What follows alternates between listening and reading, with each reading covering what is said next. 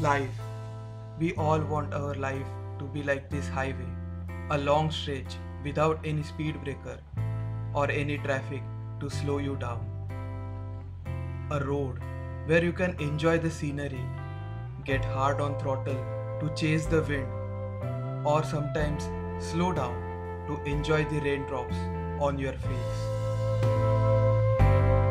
But life is full of surprises. It has a daily struggle for living. A daily struggle which look like this.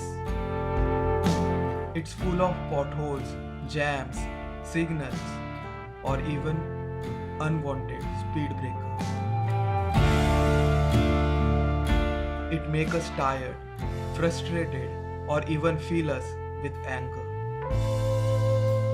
But we can't give up because we have to reach our destination, or rather, I say, the destinies.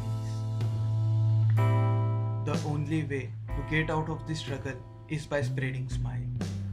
Spread smile because it's the only thing which is contagious.